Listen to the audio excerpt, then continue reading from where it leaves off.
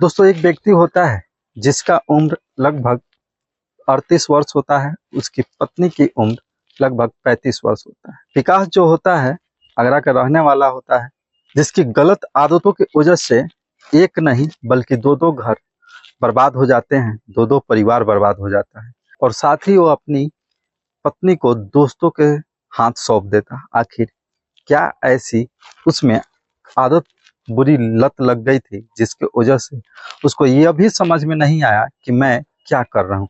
तो आइए इस वीडियो के माध्यम से पूरी कहानी को समझते हैं और जानते हैं। नमस्कार दोस्त, मैं उदय और आप सभी को स्वागत करता हूँ story by Jwala YouTube family में।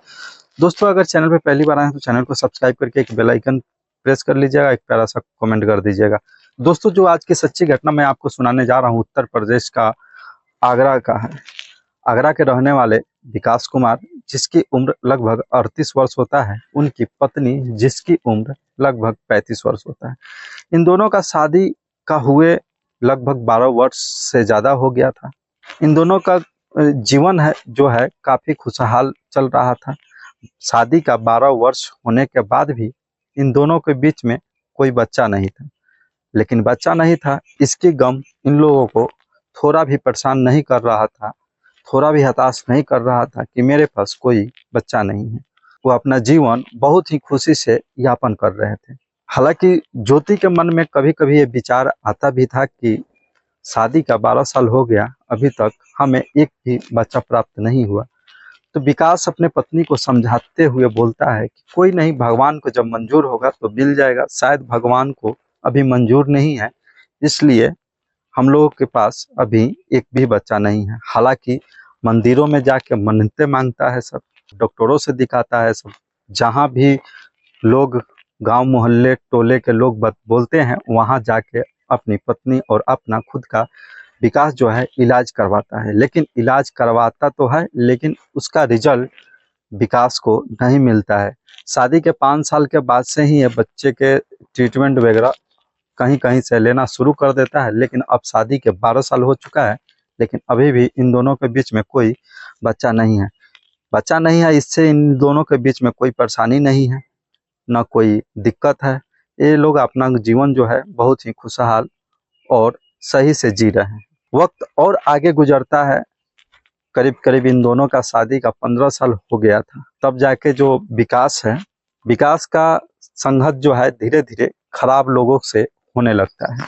खराब लोगों से बोले तो इनका जो संगत है नशेड़ियों के साथ धीरे धीरे होना शुरू हो गया था।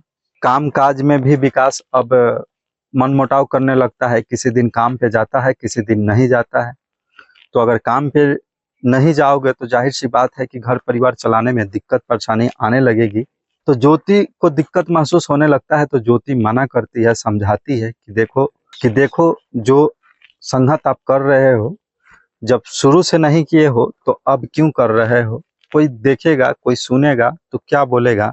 प्रतिष्ठा की हनन होगी। इससे मैं आपके हाथ जोड़कर विनती कर रही हूँ कि आप इन लोगों के साथ छोड़ दीजिए, क्योंकि ये लोग सही आदमी नहीं हैं। ये लोग आज तो आपको संगत में रख रहे हैं, लेकिन जब आदी आप हो जाओगे तो यही लोग आपका साथ छोड़ देंगे और आप अपना घर खुद से बर्बाद कर देंगे। लेकिन विकास बोलता है कि ज्योति, जो तुम समझ रहे हो वैसा नहीं है। तुम बिल्कुल टेंशन मत लो, कोई दिक्कत नहीं आएगी, कोई परेशानी नहीं आएगी। थोड़ी सी मैं थकान दूर करने के लिए मैं इन लोगों के साथ में थोड़ी सी शराब की सेवन कर लेता हूँ, बाकी मैं इसका आदी नहीं होने वाला हूँ। तुम देखना कि विकास जैसा तुम्हारा पहले था, आज भी जैसा है वैसा आगे भी तुम्हारा विकास रहेगा।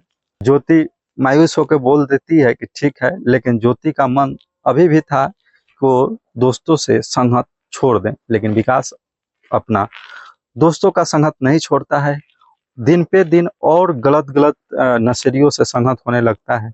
ऐसा संगत में जकड़ जाता है कि ये नशा का आदी हो जाता है। गांजा, शराब, हर चीज का सेवन करने लगता है। अब तो पहले काम भी किया करता है, अब धीरे धीरे काम करना बिल्कुल बंद कर देता है, जिसकी वजह से जो है ज्योति को घर परिवार चलाने में काफ़ी कठिनाइयों का सामना करना पड़ता है। एक दिन की बात है कि ज्योति बोलती है कि अगर आप वैसे ही करते रहोगे तो मैं फिर काम पे निकल जाऊंगी, जिसकी वजह से ज्योति को जो है विकास चाटा भी मारता है और बोलता है कि मैं जब तक जी रहा हूँ तब तक तुम्हें काम पे जाने की कोई ज़रूरत नहीं है। जो भी तुम्हारी ज़रूरत की चीज़ें हैं वो मैं ला के दूंगा, चाहे मैं जहाँ से भी ला के दूँ। ज्योति बोलती है कि ठीक है, मुझे यही चाहिए, बाकी तुम क्या कर रहे हो उससे मतलब नहीं है, लेकिन मुझे जो ज़रूरत की चीज़ें हैं वो ज़रूरत की चीज़ें समय पर मिल जाने चाहिए।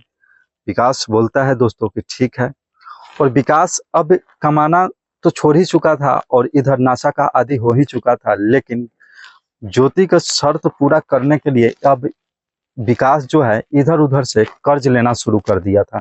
दोस्तों, कमा नहीं रहा है और कर्ज ले रहा है, तो धीरे धीरे कर्ज इसके सर पे बोझ बनते जा रहा था। एक दिन की बात है कि जो कर्जदार इसका था, जो पैसा ज्यादा मात्रा में दिया था, वो व्यक्ति इसके घर पे पहुंच जाता है, जिसका नाम होता है दयानंद। दयानंद इसके घर पे पहुंचता है और इसका नाम लेके, विकास का नाम लेकर घर पे शोर शराबा करने लगता है, यहाँ तक कि गाली गलौज भी करने लगता है। तभी विकास की पत्नी बाहर निकलती है, निकल के बोलती है कि अभी हमारे आदमी घर पे नहीं है, आप थोड़े देर में आना। तो जो दयानंद जी होते हैं वो बोलते हैं कि देखो, तुम्हारा पति हमसे कर्ज लिया है और समय कई बार हमको दे चुका कि पैसा आपका इस डेट में रिटर्न कर देंगे, लेकिन रिटर्न नहीं करता है। पैसा का जो ब्याज है वो भी नहीं देता है, ब्याज मांगने पे भी बोलता है कि तुम्हारा पैसा मैं एक ही बार क्लियर कर दूंगा, टेंशन मत लो। समय भी देता है लेकिन उस समय पे पैसा क्लियर नहीं करता है। अगर ब्याज देता भी रहे तो कोई दिक्कत नहीं है, लेकिन ये तो ब्याज भी नहीं देता है। ज्योति बोलती है कि ठीक है, वो आएंगे तो मैं बताऊंगी उनसे, क्योंकि वो तो नाशा में धुत रहते हैं। ऐसे लोगों को आप लोग कर्ज दे कैसे देते हैं, यही हम सोचकर हैरान हैं। दयानंद जी बोलता है कि देखो, कर्ज देने की बात है, अगर कोई हमारे पास आके मजबूरी सुनाता है, हमारा काम ही है लोगों को सहायता करना, और सहायता के बदले में मैं पैसा जो देता हूँ उसके बदले में जो ब्याज मिलता है उससे मैं अपना घर परिवार चलाता हूँ, क्योंकि हमारे घर में कोई तो सर्विस करने वाला है नहीं कि हमारा घर चलेगा। मैं उसी ब्याज के पैसे से अपना घर चलाता हूँ। ज्योति बोलती है कि ठीक है, वो आएंगे तो मैं बोलूंगी, वैसे वो तो पी खा कर आएंगे और बोलूंगा भी तो वो हमें मारपीट करेंगे। दयानंद जी बोलते हैं कि ठीक है, मैं अगले हफ्ता फिर से आऊंगा, अपने मालिक को तुम बता देना कि दयानंद जी आए थे कर्ज के लिए, पैसा मांगने के लिए। ज्योति बोलती है कि ठीक है। ज्योति जो है घर में जाती है, घर में जाकर फुट फुट कर रोने लगती है। अपनी पहले की स्थिति और आज की स्थिति को देखकर ज्योति को बहुत ज्यादा रोना आ जाता है। रात जब होता है तो विकास वैसे ही हिलते डुलते घर पे आता है। घर पे आकर ज्योति से खाना मांगता है, ज्योति खाना दे देती है। खाना देकर ज्योति बोलने लगती है कि आप जो कर रहे हो बिल्कुल गलत कर रहे हो, आप पता नहीं कहाँ कहाँ से कर्ज लेकर बैठे हो। कर्ज वाले हमारे पास आते हैं, तुम तो बाहर रहते हो, इधर उधर रहते हो। कर्ज वाले हमको जो नहीं बोलना चाहिए वो बोलकर जाते हैं। अब विकास जो है ज्योति पे ही टूट जाता है कि तुम घर से बाहर क्यों निकलते हो, तुम उस सब के सामने क्यों जाते हो, और विकास अपनी ही पत्नी को मार बैठता है। ज्योति जो है बोलने लगती है कि शादी का इतना साल हो चुका है, लेकिन इधर जो साल 2 साल में जो आप कर रहे हो ये कभी नहीं किए थे। मैं कितना खुशहाल था, हमारे पास बच्चा नहीं था उसका हमें दुख नहीं था, लेकिन आज मैं बहुत दुखी हूँ कि भगवान मुझे ऐसी लाइफ क्यों दिए। विकास जो है कुछ नहीं बोलता है और जवाब देने के बजाय वो अपने पत्नी को मारते पीटते रहता है। थक हार जाता है। उसके बाद में ज्योति जो है पूरी रात रोती है और विकास जो है अपना सो जाता है, क्योंकि ये नाशा में धुत था। अब ज्योति को खुद से डिसाइड करना था कि मैं इन लोगों से छुटकारा कैसे पाऊं, और ये दिमाग में सोचने लगती है कि आखिर मैं इन लोगों से छुटकारा कैसे पाऊंगी। अब ज्योति के दिमाग में गलत आइडिया आ जाता है और गलत तरीके को अपनाकर कर्ज को चुकता करने की कोशिश में लग जाती है। ठीक अगले हफ्ता दयानंद जी घर पे आते हैं और विकास को आवाज देते हैं। विकास तो घर पे उस दिन भी नहीं था। ज्योति बाहर निकलती है, बोलती है कि आप अंदर आइए। दयानंद जी अंदर जाने से कतराते हैं, बोलते हैं कि नहीं, पैसा तुम ला कर दो ना। ज्योति बोलती है कि नहीं, आप अंदर आइए, मैं बाहर नहीं आ सकती, आप पैसा आकर ले जाइए। दयानंद जी मजबूर होकर ज्योति के घर के अंदर दाखिल हो जाते हैं और दयानंद जी बोलते हैं कि पैसा कहाँ है, लाओ पैसा। ज्योति बोलती है कि पैसा तो आपके सामने ही खड़ा है, इससे बड़ी दौलत, इससे बड़ी पैसा क्या हो सकता है कि जितना चाहो उतना आप आनंद उठा सकते हो। अब दयानंद जी उसके साथ संबंध बनाने लगते हैं और ये लत लग जाता है तो एक बार नहीं कई महीनों तक चलता है। और विकास को अभी इस बात को पता नहीं था, लेकिन आस पड़ोस के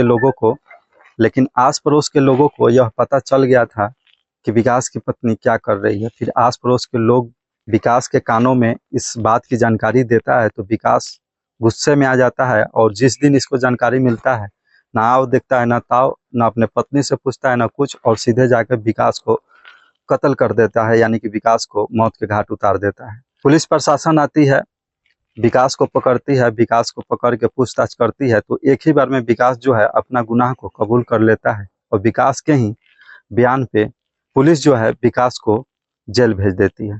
दोस्तों, इस घटना को सुनाने का मकसद हमें किसी व्यक्ति को न दिल दुखाना, ठेस पहुंचाना, बस इस कहानी के माध्यम से आप सभी को सचेत, सावधान, सतर्क करना है। मिलते हैं कोई अगली नई कहानी के साथ, तब तक के लिए जय हिंद।